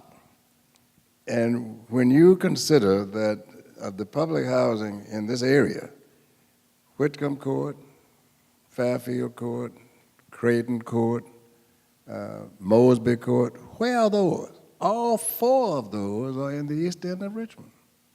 Why? And I'm from the east end of Richmond, 28th and P Streets. When you do that, you compact any numbers of other things. The incidences of crime, the lack of true education. Speaking about now, rather than fixing the school that I went to, the elementary school, now they're talking about closing it. And they had to advertise for people to come to paint it so they could open in September. Volunteers to paint it. Volunteer to paint it. Public housing is not a bad word. It's been made bad by the way it's been treated. Public housing was intended to help people to get a start, and to that extent to engage with them to help them. We did this at the Wilder School when Chief Monroe was the chief of the police in the city of Richmond. He went into these areas, talked with the young students, brought them up here so they would be engaged and get involved and get a degree in criminal justice and to understand some of the things that took place. It's going to take a great deal of time. When I was in the state legislature, I was on the first committee that looked at housing. There were those in the state that said there's no such thing as bad housing in Virginia. None. And what we did purposely was to put on the cover of the magazine that we were speaking of a very dilapidated house that looked horrible, and a woman literally crawling into it. And this woman happened to have been ill or had been rendered a bit crippled. And we made certain that the picture of that woman was white. When that picture showed a white woman in this dilapidated housing, everybody got concerned. Then what did we do? We created the Department of Housing. We created the Department of the Uniform Building Code. We fixed it so you couldn't just convert places into a condo without some agreements with the people who were living in these apartments. So Virginia started something that pretty much was meant to apply to the localities. Does it still apply to the localities as was the intention? I don't think so. To the extent that the Federal Department of Housing, what is their role? Have we established a proper connection at the state and the federal and the local levels with input from the citizens as to what is best, what is needed, how are the roads? Richmond is known as a city of no left turns. Well, those of you who live here know what I mean. And the reason it was that way is because when desegregation took place, people wanted to, who lived not in Richmond, but who needed to work in Richmond because the banks and all of the jobs were here in the city of Richmond. So they needed to get in and out of Richmond as fast as possible. Consequently, the housing, in terms of people coming to build and live in Richmond, went down. Many people resorted to living in these areas, and Section 8 people came from all over the country. All they needed was the slip to get here. There has to be revision, but it can't be done just by talk alone. That's when you need the unity of the state, the federal government, and the local governments working together to make certain that people have safe and sanitary and decent homes to live in. Okay, I have one more question I want to ask that's come from the questions that were given to us by people who were knowing that this symposium was going to take place. And I'm going to start off with Cordel on this one, but everybody can respond. There have been several reports recently detailing the large role the media played in the 2016 presidential races. Is this a new phenomena or simply a shift in the magnitude of the way the media acts, or the instruments? For example, the 1960 election of President Kennedy and the role of televised debates was regarded as a new phenomenon. What is new today, however, is the role of social media manipulation. Foreign governments and super PACs using social media. Also at play is a certain cognitive dissonance among those who refuse to accept the role that social media played. But essentially, is this a new threat to democracy or just a new shift in American society, similar to what happened when television came onto the scene? And you're an old media guy, you know. I don't think the media's role is new. I don't think that they covered themselves in glory last year with how they covered the election. They used Trump to draw in viewers, and they did that to the exclusion of just about every issue and every other candidate. So nobody was covered in glory, and I don't think that was new, but I do think that the way that they really But dropped. how about the social media, the fact that more people are getting their news from the social media, of which you have, even no pretense of objectivity or very little capacity to even judge the accuracy of that. And more people now that's where they get their news. So that was new. And people were, it seems, naive with what they were taking in and believing as true during the 2016 election with what they were absorbing from social media. And over time, we are going to need to become more sophisticated with our absorption of that and processing of that as voters in the future, but it did not work particularly well, and we were manipulated by foreign governments in the 2016 election. I mean, Rachel, that now they're trooping in front of Congress, the CEOs of Google, Twitter, Facebook, and it looks like they're going to be regulated like the old media now. It's going to. I don't know that will actually happen. I have a hard time believing this Republican Congress is going to regulate social media, and I think in the short term they saw the media manipulation, social media manipulation helped Donald Trump win, so they might see that as, why would we want to rein in something that benefited us electorally? I know that sounds very, dismal, but the truth is that people put a lot of premium on power and winning elections.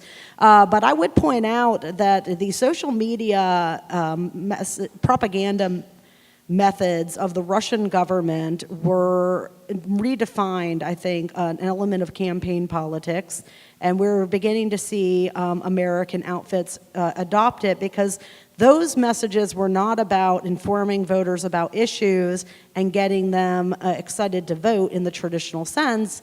Most of that Russian propaganda were micro-targeted to key demographic groups, black voters and others, to suppress their urge to vote by, I think I saw one media story today that they were micro-targeting groups in Michigan who, if you liked pages that supported civil rights organizations or Black Lives Mattered, then you were micro-targeted with messages alleging that Hillary Clinton and Bill Clinton had a long history of racism. And the goal in that is not to educate and to inform, it is to suppress, right? So it's definitely a new frontier. The Russians weaponized our freedom of speech and our low levels of civil literacy. And Cordel, I wish that we could hope to get more savvy, but unfortunately, we're getting less and less and not more and more savvy when it comes to deciphering real news from fake news. Kristine? I think that there were several things that came together at once here. You have a loss of many local newspapers where you could get your local news. The absence of them added to social media, added to a generation that grew up with, well, if it's on the internet, it's true. Isn't it, Dr. Artello? No, it's not. So that complicates it. And then you have various entities, Russia being one of them, I think, that manipulate it because they view it as they don't want anyone else to be stronger than them. So, because they think if there's anyone that can back them into corners that they don't want to go, they don't want them in the argument. So they divide and conquer. Think of what England did to India. This is not new, it's just a new way of doing it. It's effective. I think that we saw that in this election. It's going to really take a concerted effort of educators teaching critical thinking skills, reading. Don't believe everything that just comes out. What do you know? What are facts? And fake news, well, where I come from, we call that lies and rumors. I don't know about all of you, but that's what my grandma taught me it meant. I'm going to have one final question. I'm going to ask it for Governor Wilder and ask him to come up here, actually, and address this one. And that is, this student says, a first-year Ph.D. student says, I contend that political polarization is the biggest challenge to tackling state and national issues, and that 3 items have contributed to this more than others: gerrymandered legislative districts, the revocation of the FCC fairness doctrine, and the Citizens United Supreme Court decisions. Do you believe these are the issues of political polarization? So I want to give you the last word tonight, Governor.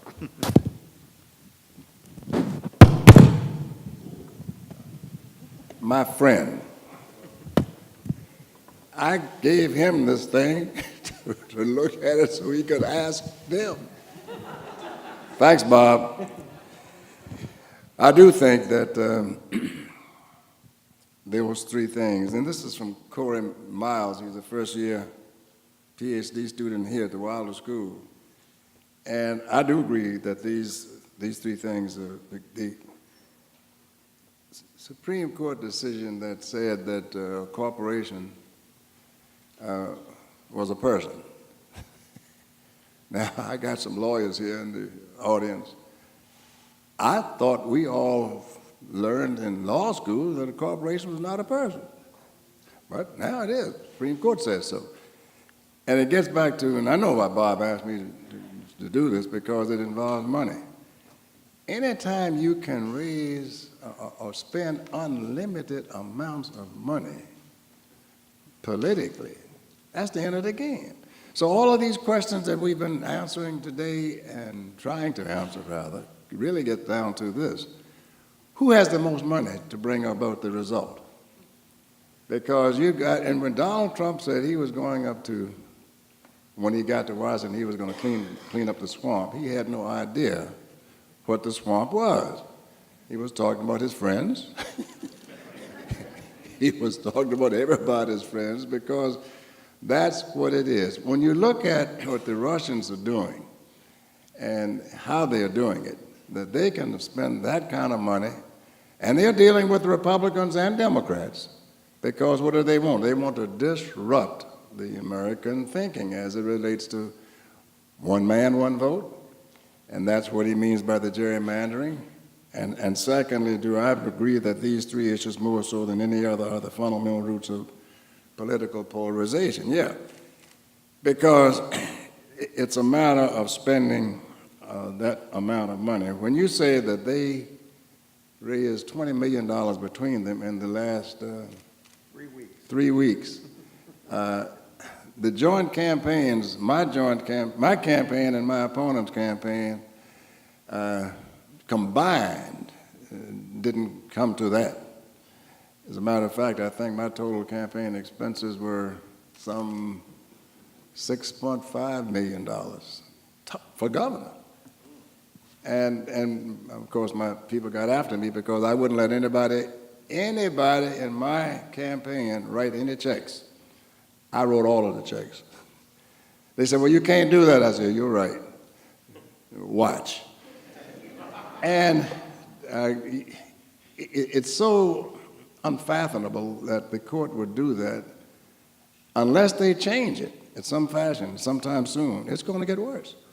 Because I can't see how you can get away from it, because when you can spend that kind of money on television, when you can spend that kind of money and without the, what I would call the regulation of the people who pay for these ads, then what's the purpose of having any election laws at all? And so I think the American people are catching up, and understanding what we need to do and why we need to do it. And that's one of the reasons that we come here to hear. And it's been fantastic listening to the questions that all of you asked and to see the depth of your feeling about it, to the extent that it's not partisan at all. And I don't know anyone up here who is not concerned about what this election is going to be. But after next Tuesday, we will have a new governor, but we'll still be the people. But are we the people that were discussed or spoken of in the Constitution? And one of the things that has always driven me to participate, we the people of the United States, we the people. Now, am I a part of we the people? And I hear this talk about the statues and the monuments, etc., and I get asked that quite a bit. And I say on so many occasions that as a kid coming up in Churchill, going to George Mason School, being called upon to recite a pledge to a flag, that I knew those words didn't mean me. One nation indivisible, and then Eisenhower stuck in under God, with liberty and justice for all. That hasn't yet come true. I went to speak the last week or so to Dr. Trani's class of honors.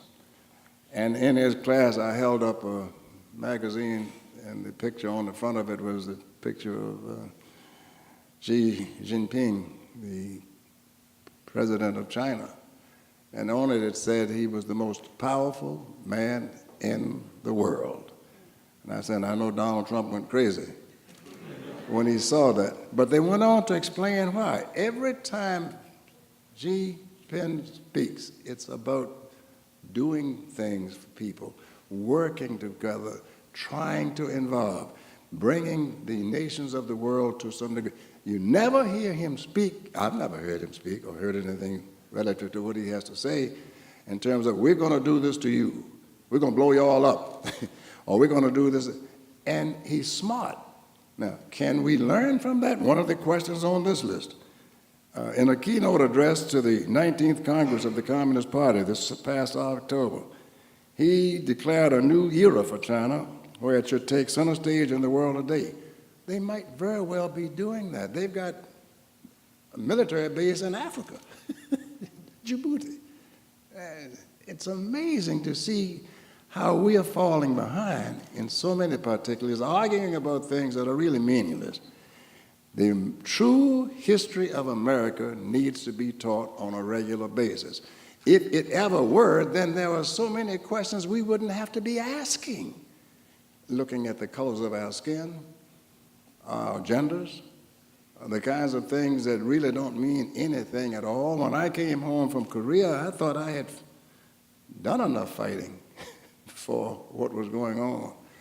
And I do know that upon coming here, or coming back rather, I can see why so many people today are dissatisfied. We are no longer going to be that nation that can tell other nations in the world what to do or else. Because the other nations of the world are going to say, we're going to say or else too. Now, we're not going to be engaging any words in a war.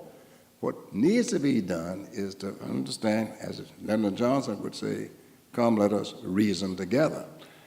And so I think these panelists have done such a great job in terms of answering the questions, posing the questions. We had originally planned to have a debate with the candidates themselves.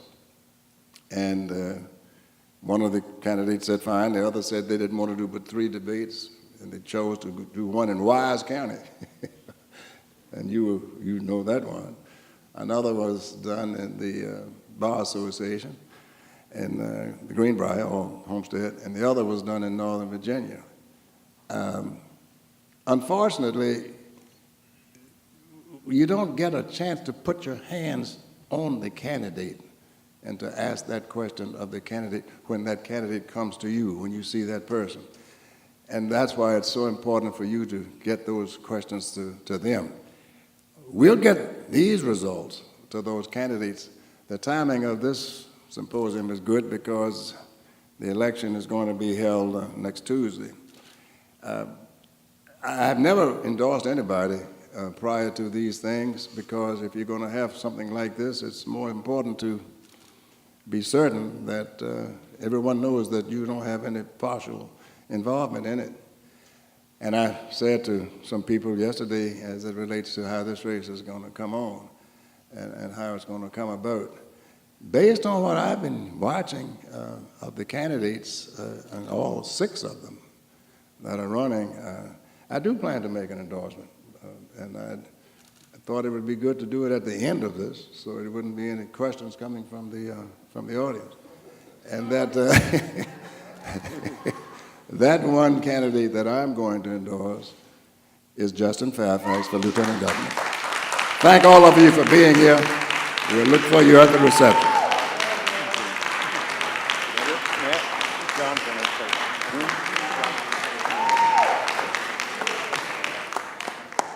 Thank you, Governor. Folks, let's give this wonderful panel, Dr. Holsworth and Governor Wilder, a round of applause. I told you it was going to be a great evening.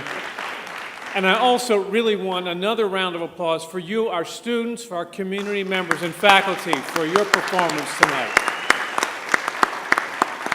Really, you make this happen. And of course, events like this can't happen without incredible organization and strong work behind the scenes. So our incredible events, communications development team, Shirley, Pam, Tiffany, Angelica, Sarah, all of you, great job. And our student volunteers who helped get everything set up tonight. Thank you so much for your good work.